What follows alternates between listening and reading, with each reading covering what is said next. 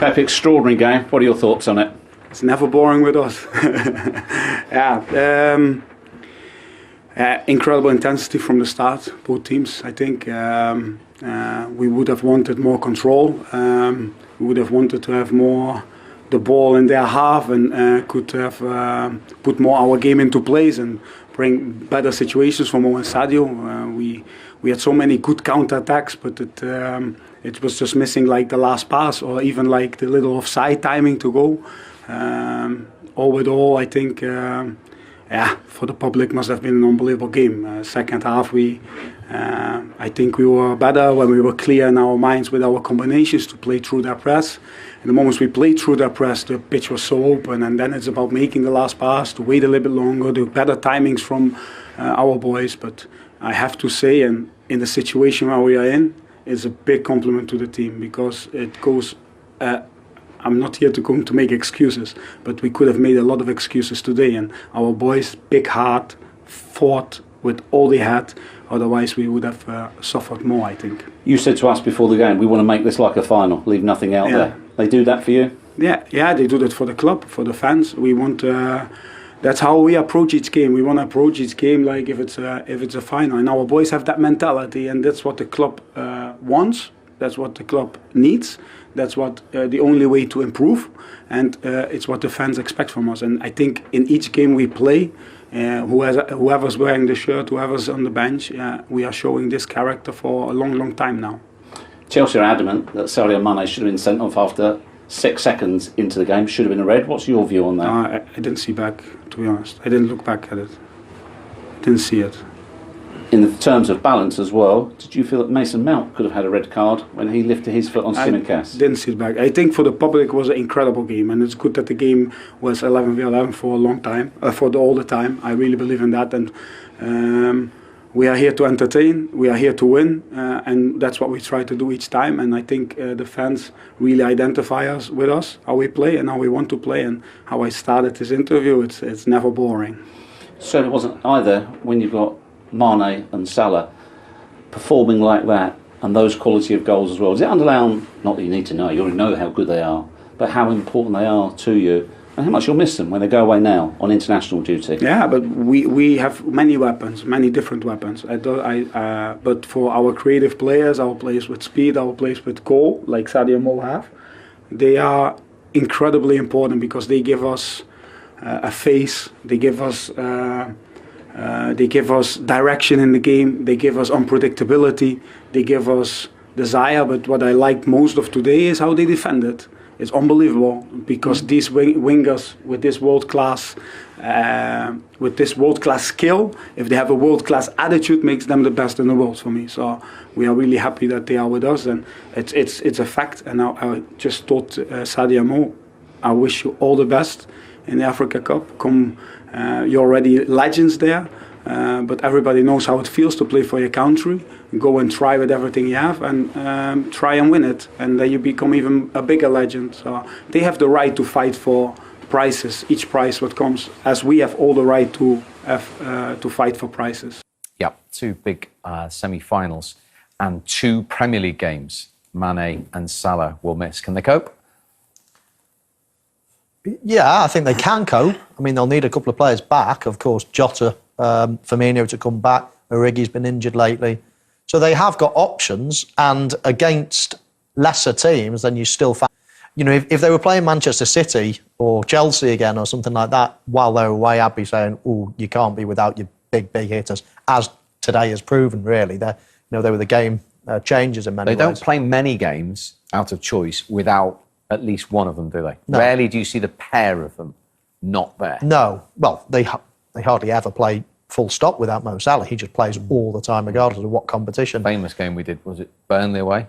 Yeah. And listen, Liverpool were through in the Champions League after 4 games, was it, or 5? And they still travelling away to Italy and starting with Mo Salah. I mean, it was he just doesn't want to miss any games. They're going to be a big miss, no question. Fortunately for Liverpool, they don't have to play, as I say, a Manchester City or Chelsea while they're away. Oh, they're going to miss them too. There's no doubt about it. We can wrap it up and try and change it. They're going to miss them big time. Yes, there's opportunities for other players, but they're not going to be in the same capacity as the Liverpool that we know going forward. If other players come in, they might do well, but you know, as a club, as a manager, set of staff, you want your best jockey on the horse, and they ain't going to have the best jockey on the horse. There's no doubt about it. Don't mean the horse can't win. Can still win. I was going to say, Michael will tell you, even with a different jockey. Well, exactly, win, yeah. So, but you know, they want their best players out there, and from where they are as well. Perhaps if they were the ones 10 points clear, it might have been a little bit different. But they're gonna have to be chasing this City team, and they've got to make sure they don't make any mistakes whatsoever, and they've got to keep winning and winning and winning, and beat Manchester City when they play them at the Etihad. So it's a lot on the plate for Chelsea or Liverpool, but they need their best players. For me to actually do it, it's a little bit unfortunate for the league actually that this has happened. The guys from Liverpool say, yeah, we're wishing them all the best, but they're absolutely gutted that they won't be with them. Yeah, and Chelsea's next league game, of course, is away to the leaders Manchester City. Let's see how their manager felt after this one today, though, the 2-2 draw with Liverpool. Here's Thomas. So what did you make of that? Brilliant match of football. Everybody was not in the stadium, missed something, I guess. Yeah, brilliant to watch. What an energy, what quality, and of course some mistakes. I think we started excellent, very, very good. We were 1-0 down out of nothing because we did 2-3 big mistakes right in the beginning. So we got punished by individual quality, then concede a second one, which makes the task very, very hard. There were a lot of reasons maybe to say this is not our day and this is today too hard for us, but the team did not give in. And Kovacs' goal brought the belief back, brought the energy back into stadium, and brought all the quality back again. So there was almost a perfect comeback in first half with a third goal from in the very end in the transition. Yeah, it was a nice match of football and a lot of positive things to take from.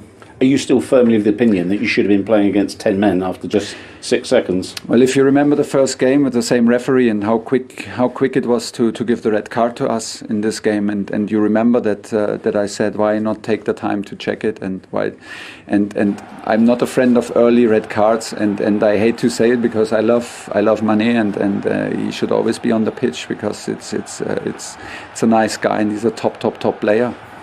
But it is a red card. I'm sorry, it is a red card. The elbow is in the face, and it doesn't matter if you do this after 20 seconds or 20 minutes. It's a red card, and you know, we come from a game against Brighton where we miss VAR calls for a handball in the box for penalty against Christian Pulisic, and then suddenly VAR is checking a goal from Mateo Kovacic, where I'm sorry, but yeah, this is hard to take in a game like this. Hard to take. But we did, and that's a positive thing. What did you make of the character your players showed, though, having gone 2-0 down, clear their heads to get themselves back in? Yeah, this is so hard because you can get punished with every counter-attack if you increase the risk, and of course we needed to, and still they are strong. They were strong, and yeah, it would be nice to also inject from outside some have the possibility to have substitutes who even give more energy, but in the moment and improve.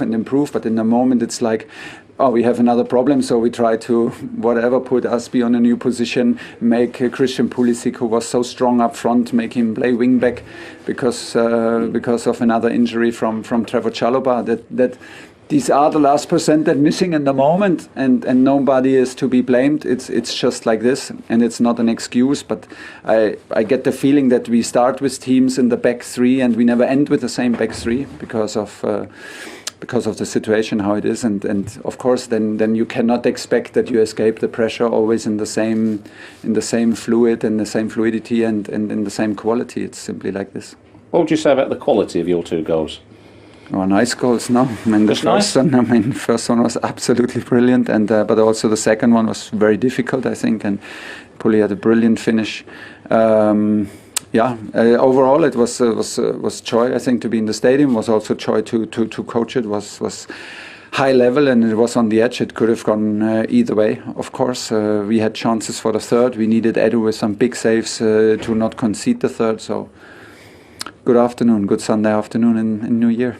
Apart from not taking all 3 points, in terms of trying to close the gap, what does a point do? No, not really close it, no. I mean, we have too many draws in general at home, and we don't feel really lucky in the last matches, in way matches go. But okay, it does not make sense to look so much back, and does not make sense to ask too much. We should have won here and should have won there, and this is a draw too much. Today is we have to focus on today. And from today learn what we can do tomorrow, and I think there are a lot of positive things. The results take care, I mean, of themselves.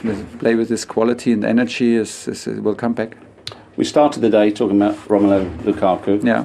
There's probably just 2 questions that Chelsea fans want to know. Has he apologised? And also, is there a way back for him here at Chelsea? This is our players. There's always a way back, but we will clear this in Cobham behind closed doors. And once we have made a decision, club, coach, then and once Romelu knows, then you will maybe know also. Has he apologised? And not before. No, this is not to be discussed now. Let's wait some days and then we give you more information. Yeah, well, we were talking about communication. He's going to communicate probably tomorrow, without a doubt. We don't know the ins and outs of it. I would imagine Lukaku would be staying at Chelsea, getting his head down, trying to get back to his very best form. That's what Tuchel will want. And that's what the squad need, actually. It's what Chelsea need at the moment. I don't see him going anywhere, quite personally. It's been a strange scenario with him coming out and saying in Italy on a television interview certain things that I think caught the manager by the hop. Don't think he had a clue, because he was saying before the game that Lukaku at training ground looked happy. He didn't come up and have a conversation with him about anything about moving back to Inter. So I think there's some clearing of the air will be needed over the next 48 hours. He was asked there, Thomas Tuchel, about apologies. Does Romelu Lukaku need to apologise for anything, do you think, from a player's point of view? Possibly. I mean, some of the quotes that I saw were a bit, you shouldn't have said that. So possibly. Okay. I mean, maybe to the Chelsea fans, I guess, the bit where he's talking about wanting to go back to Inter. I mean, bear in mind, he was the one trying to get to Chelsea, and when he came, he was like, this is my club, this is my home, I'm coming back home, and all these different quotes. And then to say, within a couple of months, I'll be going back to Inter, I want to go back to Inter. They were the strange ones. So I think more so to the fans. You know, the other stuff about not playing, about the team being a different formation and me and the coach having to work on things, that's frustration when you're not playing. I could forgive him that if I was Thomas Tuchel. But if I was one of the fans, I'd be thinking, I want to hear from Romelu Lukaku. I want to hear what he's got to say about those Inter Milan quotes. And we may see an apology from him in the coming days. OK, they've won one of their last 5 games without Romelu Lukaku, incidentally. Does he have to be back in the mix for Chelsea to get anywhere near Manchester City from here, in terms of, even if they're not going to win the league, get closer to them? Yes, I think he has to be. I think that's. It's not as if they've had a Havertz or a Pulisic that's gone in there, or and Werner's been out injured. Then they've not had somebody that's gone in there and actually started banging the ball in the back of the net, where you go, wow, perhaps they don't need a Lukaku as much as we think. That hasn't happened. So they do need him. I think they've got to keep their eye on the European football now. They've got to certainly make sure they stay in the top 4, which they will do. And there's other things there as well. There's other silverware. They've got semi-final against Tottenham, 2-leg. I'm not saying they're going to give up the ghost on catching City, but it's a big ask. And without Lukaku, I think it's even bigger ask. So, yeah, I think he'll be nursed back into the squad, to the team. And the thing that's killing Chelsea this year is the draws. They've drawn 6 matches out of 11. And probably most of them draws, they feel they should have won. They should have won them draws. They were very close to winning. They created lots of chances. They haven't been clinical enough. And they've got a fella sitting there that's not played or anywhere near the squad today who actually, if you put chances, give him chances, he is clinical, he will score goals. So they can put that right. The fixtures are coming up. It doesn't matter who they're going to play now. They're under pressure. If you're playing Burnley, if you're playing Palace, if you're playing whatever those fixtures are there, they've got to win. They've got to win every sort of game if they're going to catch City. But you're both of the opinion that City, as far as Chelsea are concerned, are uncatchable from this point on. I think Chelsea are quite good enough. I think Liverpool and City are a class apart at the moment. OK, that today was an even game, but in general, I think Liverpool and City are slightly ahead of Chelsea, and then I think it's Chelsea firmly in third, and then the rest. So I don't think that they can catch them. I think Liverpool will have a job to catch them, but if there's anybody going to do it, it's them. Those fixtures, of course, everybody, apart from Manchester City fans, everybody's going to be a Chelsea fan in that next one. And Liverpool have got a nice little run there where you think that they can make up some ground. And then, of course, Liverpool will have to go to the Etihad at some point later on in the season. In April, that could be, it's going to be a must-win for Liverpool. It's whether it means that they can catch them. But can they be close enough? That's the thing. I mean, they win the game in hand. As I said to Jordan Henderson, it's 8 points. If City suddenly drop a few and they keep winning, if they can get it to a risky sort of gap. And that's what every Liverpool fan is thinking at this minute. Right, we've got a game in hand, so that take 11 down to 8. Then we've got to play them. If we beat them, it's 5. Chelsea have got to play them next. It could, they could drop points. All of a sudden, it could be 3 or it could be 2. So straight away, that's what every fan, Premier League fan, Liverpool fan, will be looking at. Can anybody catch Manchester City? Everything's going to need to go Liverpool's way, or Chelsea's way for that matter. The way City are playing, you'd say absolutely no way. But we've seen it before. We've seen teams looking unbelievable. Chelsea at the start of the season, you're thinking, wow, I can't see them losing any games. And all of a sudden, look where they are now, out the title race virtually, just after Christmas. So things can happen quickly, but at the minute, City look unbelievable. Yeah, they look unbelievable. The only way they'll take their eye off the ball a little bit is when Champions League comes around. I still believe that it's that the owners, for sure, Pep, everyone wants to win the Champions League for Man City. They want to win it. Not only do they want to win it, I think they want to dominate it, like Ajax did, like Bayern Munich, like Liverpool did years ago. That's a really big ask. They've got to win the first one. So that could take their eye off it a little bit. That could take, if they get a few injuries to key players, they've got the squad to go deep. But if they're now sort of looking at that as the majority of the time as the major trophy that we want, he might just tinker in the league. That's the only way. It's in City's hands whether they trip up. I can't see Chelsea or Liverpool catching them. It's only whether City keep hitting the hurdles and Liverpool and Chelsea keep jumping them jumps. It's self-infliction. If they self-inflict, they might catch them, but I can't see it. We all thought, I was watching that game yesterday thinking, this is the hiccup.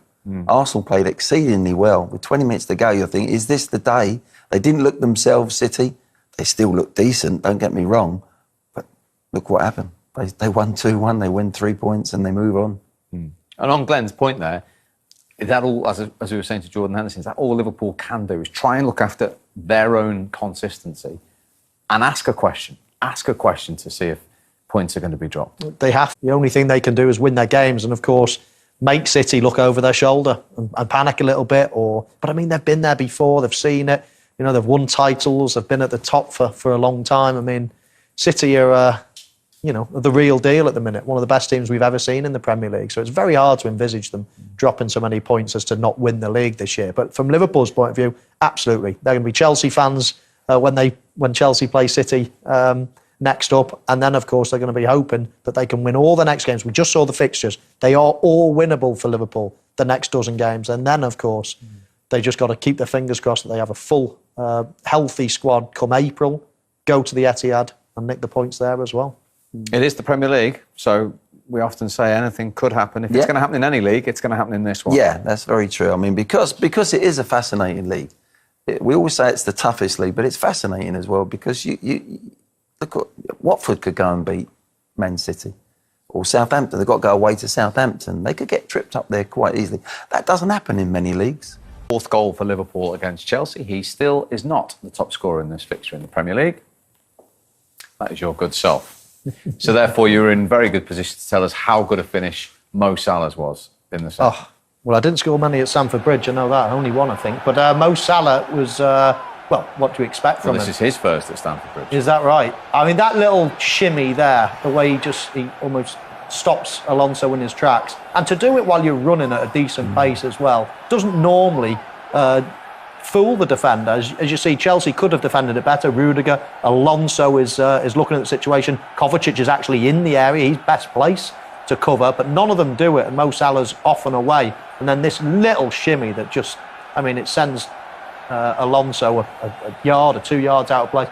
And then the finish, I mean, look at that little shimmy there, makes him stop. He's then in full flight. He opens his body out as if he's going to go to the far post and then just dips his ankle at the last minute. What I love, Michael, about that goal is it's at the very beginning that I like it. He identifies, this is where Salah's so good. He identifies when to go. He's looked at them 3 Chelsea players that we've highlighted there, and he's seen them all in a straight line. And he knows the fella on the ball, Alexander-Arnold, can play balls with his eyes shut. And that it's the second he realises that he's on. And he knows that the Chelsea players are in a square. They're almost square. Look, he's going. He knows he's in there, he's going to get in there. He's got the pace to get in there, and he knows his man's going to deliver it. And I think that's where the goal scored. Yes, the skill and everything, but he knows he's gone into another gear. Lovely first touch. Start the keeper. Oh, beautiful, beautiful goal. It's pure cat and mouse when you're an attacking player, because you can see something developing and you're getting excited, but you don't want to show your hand too quickly. He could have made a run sort of half a second before that. Someone would have spotted it. He would have run offside, lots of different things. So you're actually just seeing it. You're starting to get excited. Oh, the right man's on the ball. He's about to lift his head. And you're just timing it perfectly to not give the game away as well to your opponents. And Mo Salah does it so well. Absolutely. And I watch strikers for exactly that. And when you're watching a striker, you think, what are you doing? You're wasting your energy. Yeah. The ball's not ready to come. There's pressure on the ball, or even individually, that player's not going to hit you. Sorry, it's on his left foot, it's his swinger. And he's making a run in behind the defender. And the defender goes, it's not coming. But that moment, he just went, we're on. This is the moment. I've been waiting for this all day. You know, and bang, he's in there. And that's top quality football. Back to your point about Trevor Chalobah, because at 2-0, he made a very good challenge in a goal-scoring opportunity for Liverpool. Well, he certainly did. He got across lovely, didn't he? Look at that there. He was waiting for the poor touch. It came. Salah just hits it a little bit too far, and he gets across and makes what was a really vital tackle. Look at the pace that he's had to make up. The ground he's made up, and he's given his teammates a chance to get all them blue shirts back and get themselves in a defensive unit. Really interesting one, that, because I think it's very similar to the Van Dijk one later on in the game, where Van Dijk doesn't actually come across. He's actually crossed his centre-half partner there to make the challenge, whereas Van Dijk almost shot Pulisic in that situation. So I thought that was really interesting, and a real good decision, because all of these are split-second decisions. We talk about Mo Salah's run from an attacking point of view. That's a split-second decision. Shall I leave Salah on his right foot? Shall I just, push him out wide? Or shall I go and commit myself, take the risk? And these are all split-second decisions that people have got to make on the pitch, and he made the right one. Particularly, as Glenn says, after a couple of wobbles in the opening stages. Exactly, yeah. I mean, the first mistake that he made, the execution of it was fine. He just wasn't aware of what was around him. The second one was a bad decision. Obviously, should be going with his left foot. So, but yeah, to have almost a scrambled brain after making a couple of mistakes shows you that sums maturity. up, that little mistake that we saw, Michael, sums up modern-day football to me. A centre-back is like the first opportunity you can put your head through a ball and be dominant in the first minutes of a game and say, look, I'm on top of my game, you're going to have our day today. But this is modern-day football. Centre-backs now, first minute, he's not in the game, he's trying to cushion a nice little header. He's trying to play football. He's trying to play football instantly, but it's risky. It's a bit of a risk, certainly, in the game. But back in the day, when I was playing my centre-backs, they would have just headed straight through the ball. Come on, up we come, Let's send a little message. You're in for an hard day today. Whereas end up, Liverpool going, hang on a minute, they're all over the place at the back. And that's the attitude change. Chelsea got back into it. Mateo Kovacic scored a goal nearly as good as vintage Glenn Hoddle, but not quite. Well, what a strike. It's so good, Michael, because he's backing away, isn't he? Yeah. That's the reason why. Look, he's having to back. He steps backwards and he still finds the technique and the power to actually beat the keeper. Wonderful strike. Do you know, I think I think he's still on the wrong foot. If you look here, he needs to take one more step and watch him hop again. He almost stays on one foot because he knows it's a right foot finish, but he needs one more step back. but he can't place his right foot back because he's going to hit it with it.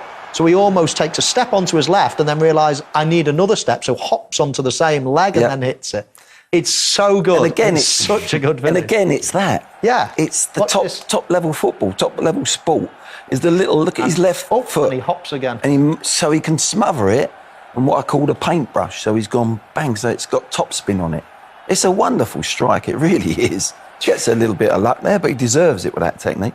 Yeah, I mean, we saw some cracking goals this weekend, but